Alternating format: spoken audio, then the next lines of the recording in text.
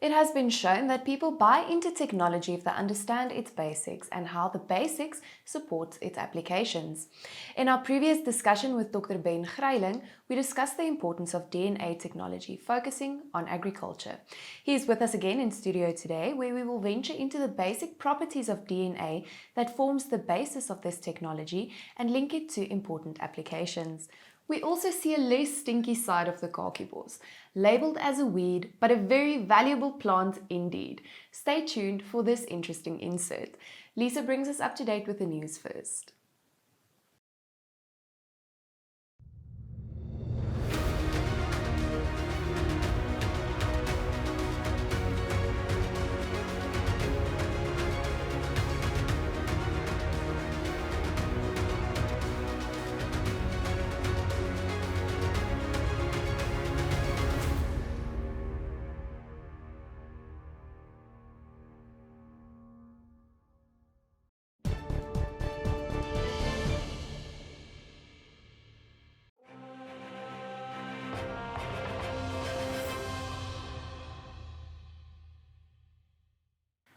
In today's news, uncontrolled dog packs used for illegal hunting have been causing severe losses for farmers in the Eastern Cape.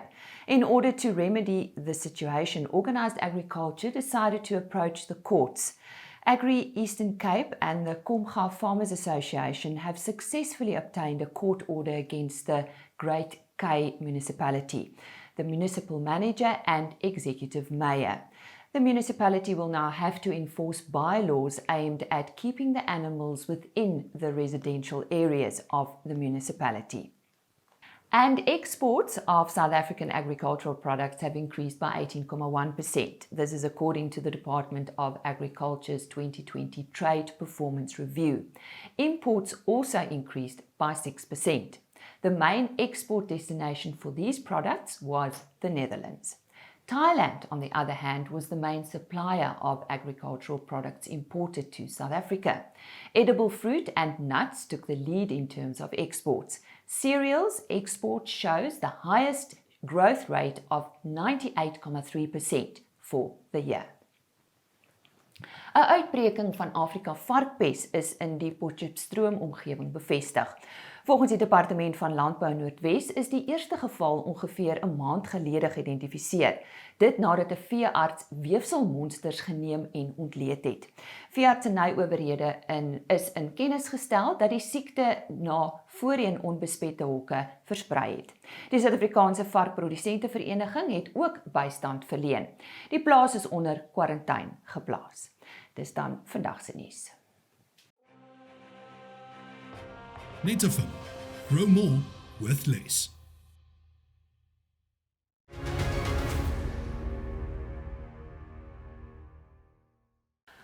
Welcome to our second discussion with Dr. Ben Greyling from the ARC. Now, we previously spoke about the importance and high-level applications of DNA technology, focusing specifically on agriculture. Today, we will venture into the basic properties of DNA that forms the basis of this technology and link it to important applications. Ben, just remind us again, why has it become important that we should all take note of the straits of DNA? Yeah, thanks for the opportunity again. I think what's really important is we need to impassion people out there. And now we're in agriculture, we're talking about agricultural technologies. We need to get people passionate, but we also need to educate them. We need to get them on the bandwagon so they really, like the scientists in the laboratories, they really recognize the enormous potential of what this technology can do and has been doing for humankind, including farmers, for many, many years. So we really need to get their buy-in, because once they are on the bandwagon of technology, they will adopt it easier, implement it quicker, and see the results much more sooner. So in that case, I think us as a scientific community has a lot of responsibility and work ahead of us to get everybody on board to realize the potential of this fantastic technology. So tell us about the ABC of DNA and how it relates to DNA technology that is addressing many of our challenges. Yeah, I think I spoke about the wow of DNA technology, maybe touch on just a few aspects. One is, as you sit there, you have roughly 40 trillion cells in your body. So you have enough DNA, because this is about DNA, you have enough DNA in your body to go to Jupiter and back 30 times. Sure. So you can imagine how complex this molecule is. There's about 6 foot of DNA in one of your cells, and you have about 22,000 genes in one of your cells. And they all have many different functions. Your hair color, your eye color, if you're tall or short, if you're susceptible to certain diseases, let's say certain cancers, if you're musical, athletic, and I can go on and on and on. And then, of course, let's jump back to animals, that those traits relate, and that's what the farmers are interested in. How will my animals perform depending on what's the genetic makeup of the animal? Okay, and cattle also have about 22,000 genes, similar to humans. They are also packaged into what we call chromosomes, that thin rope. And humans got 46 chromosomes, your cattle's got 60 chromosomes, that's just a packaging material. Some plants got more than 1,200 chromosomes. Sure. So you can imagine how complex this must be. Mm-hmm. And then the other principle that we must really keep in mind, animals and humans alike, the offspring inherits 50-50, 50 from the mother, 50 from the father, which means that principle is very important, because if you do pedigree analysis and you're looking at how you manage your breeding goals in your herd, you need to do paternity tests. You need to also look at some of the genes that are associated with terrible traits that you don't want, so you can select against that, versus traits that you do want, and you can use those animals with the desired traits to breed with them and to take it forward to ensure that you enhance your performance. So a lot of we don't have time for all of this, but a lot of fantastic attributes of DNA that farmers and humans and people, not just farming with cattle, with crops, in the microbial world, they use those attributes to plan better for the future, to change things, making use of the information that's locked up in the DNA sequence. And the sequence is what it's all about. Your sequence and my sequence, that DNA rope that I spoke about, it's just a sequence of 4 building blocks. And you and I are 99.9% identical. It's 0.1% that makes us different. Why am I saying this? It's relatively the same with animals. So now you need to zoom in to select better performers from poorer performers, animals, by just zooming in on a 0.1% difference. And that's not always so straightforward. That's why you need techniques to analyze that information, to give you a tool to select the good ones from the bad ones, and then take it from there.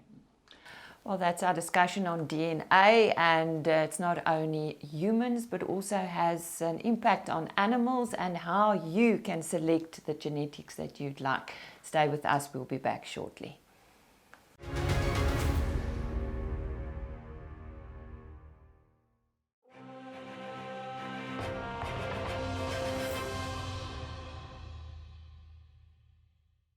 Goeiemôre, ek is Kristal van Frans de Klerk Onafhanklike Tegniese Ontleeders. Vanoggend kyk ons na die lyngrafiek van die witmielies nabye kontrak. En dis baie keer beter, want as ons gaan na die venstergrafiek, kan die grafiek baie besig voorkom. Maar om die prysaksie sagter te maak, kan ons die grafiek verander na 'n lyngrafiek toe. En daardie prysaksie word voorgestel deur die blou lyn. Ons kan sien dat daardie sterk weerstand wat gewag het by R3.115 nou in 'n steun verander het, maar dat daar weerstand gevind was by R3.152. Ons kan versigtig wees vir die witmieleprys wanneer R3.115 weer in 'n weerstand verander, maar wanneer die momentum weer bo R3.152 voortduur, kan ons aanneem dat die momentum na bo kan voortduur. Kyk ook na die stochastiese indikator verteenwoordig die rekkie en dit wys vir ons hoe oorgekoop, met ander woorde bo 'n 80 of 'n 90 is die instrument. En dit beteken die waarskynlikheid van die instrument om dan terug te trek is groter, of hoe oorverkoop die instrument is, wat beteken die waarskynlikheid vir die instrument om te wip na bo is groter. So ons toegastie sit hier op 'n 1870, wat beteken hy is nog nie heeltemal oorgekoop nie, maar wanneer hy die 80 en die 90 sone bereik, beteken dit die oranje ligte begin flikker, maar baie belangrik, die 2 lyne in die indikator is die belangrikste. Wanneer, solank as wat hulle opwaarts toon, wys dit vir my dat die momentum na bo steeds in plek is, en wanneer daar die blou lyn, die K-lyn, begin pap raak en lyk asof hy afbreek, dis dan wanneer ons praat na 'n moontlike afwyking, en wanneer daar die oranje lyn dan gebreek word deur die blou lyn, die K-lyn, dan praat ons van 'n negatiewe afwyking. Die belangrike vakke vir die witmielies nabye kontrak is soos voortgeset, daai steun van 3115 en 3152, maar moenie die 10 dae bewegende gemiddeld vergeet nie. En hy wag by R3067, verskoon my. Onder die 10 dae bewegende gemiddeld verander die korttermyn sentiment teenoor die witmielies na negatief, en solank hy bo 3076 verhandel, kan ons aanneem dat die korttermyn sentiment teenoor die witmielies nabye kontrak positief is. Wonderlike week vir julle. Totsiens. NutriFeeds, die formule vir sukses.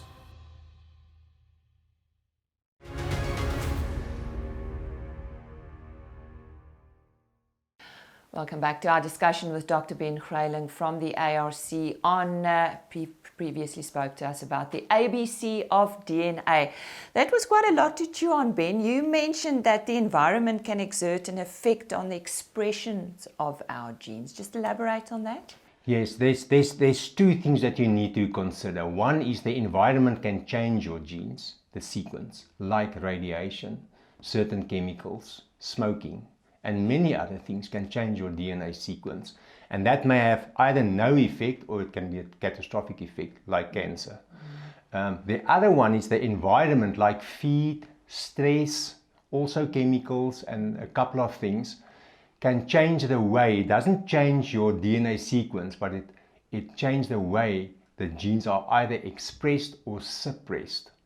So environment, like they've done many studies on humans, where they've shown like stress in the fetus, the unborn fetus, has an effect of the children that's born afterwards, in terms of they have many different things like psychological disorders and things like that. They've shown, let's come back to animals, environment. Let's say you have a genetically animal what's one of the top producers, for instance, on paper.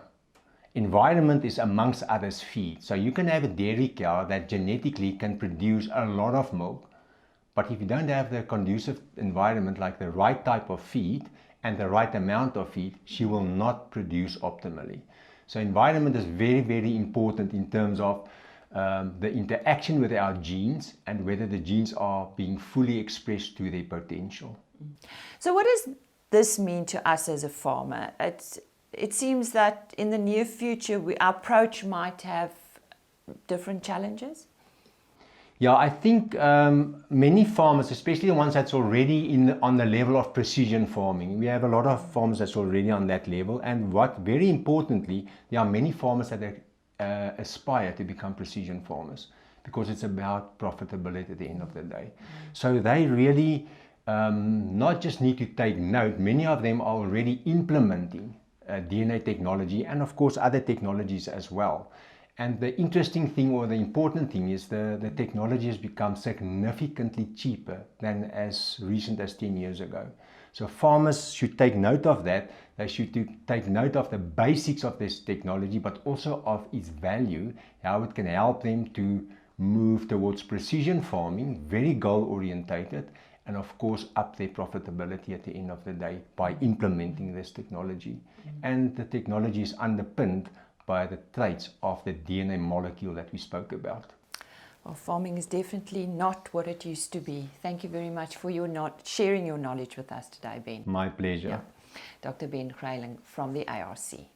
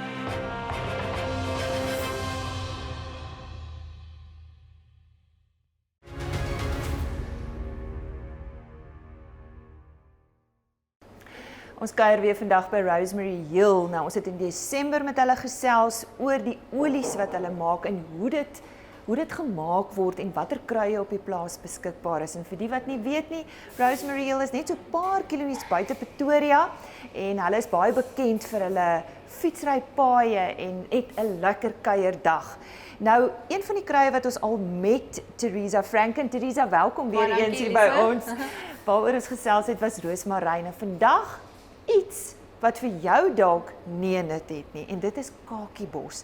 Theresa, ja, ons ken Khakibos as 'n onkruid. Vertel ons bietjie daarvan. Ek stem saam met jou, Lisa. Sien jy, hierso is Khakibos. So, hy is van die aster familie en hoekom ons dit Khakibos noem is met die Anglo-Boereoorlog in 1899 het die Engelse soldate wat khaki klere aangehad het, natuurlik hiernatoe gekom en die Khakibos het saam met die voer van die diere hier aangekom. En dit is eintlik van Kanada af, dink ek, oorspronklik. En dit is so 'n wonderlike plant dat dit nooit geklassifiseer is as 'n uitheemse of 'n onkruid nie, omdat hy so verskriklike medisinale eienskappe het. So op die plaas, hierso kan jy sien van die sade van die plant. Ons kry die meeste olie uit die saad uit. En dit is, jy kan dit vir enigiets, dit is 'n ongelooflike plant. Jy kan dit gebruik vir Plant julle dit op die plaas? Jy kan dit nie plant nie, want die saad moet eintlik verhit word voordat dit ontkiem. So dit kom eintlik op waar daar 'n veld gebrand het, tussen die mielies, langs die pad. So as dit oesseisoen is, dan oes die gemeenskap dit. En hulle bring dit En vir hulle julle? bring dit vir ons betaal hulle per kilogram, ons haal dan die olie uit. So jy gaan nie glo nie, uit 'n ton Khakibos kry jy 3 liter olie uit. So wat dan ons doen daarmee is ons maak dan 'n insekweerder, en ons het een vir kindertjies ook, en dan gebruik ons dit ook in van ons ander produkte, maar die hoofdoel is die Franse en die Engelse koop die olie want hulle gebruik dit vir parfuum. So dit is ongelooflik en hy ruik na 'n paar maande ruik hy soos 'n passievrug, jou grenadella. So hy ruik verskriklik lekker. Hy ruik nie want kyk as jy nou na hom ruik, dan ruik hy eintlik soos 'n bietjie soos koriander, soos 'n stinkgogga, maar hy ruik verskriklik soet. Dit is 'n ongelooflike olie. Jy het ook 'n interessante storie vir my vroeër vertel van ander nasionaliteite wat dit tydens 'n seremonie gebruik. Vertel ons daarvan. Byvoorbeeld in Mexico, omdat dit so sterk ruik. Hulle het mos the Day of the Dead, die dag van die dode. En jy sal sien oral is daar asters wat hulle op die skedels en so, want hulle herroep die mense wat nou al aanbeweeg het. Hulle herroep dit want hulle voel hierdie is so sterk geur dat hulle gaan daai mense weer terugbring met die geur van dit. Dit is en dan hulle dit so die hele dag van die dode gaan om die Khakibos eintlik. Dit is ongelooflike stories reg oor die wêreld, maar dit is een van my gunsteling stories. Nou ja, jy het gedink dit is 'n onkruid. Nou weet jy, dit is nie. Dit was dan meer oor die Khakibos. Ons is hier by Rosemary Hill en ons sê baie dankie vir Theresa Franken.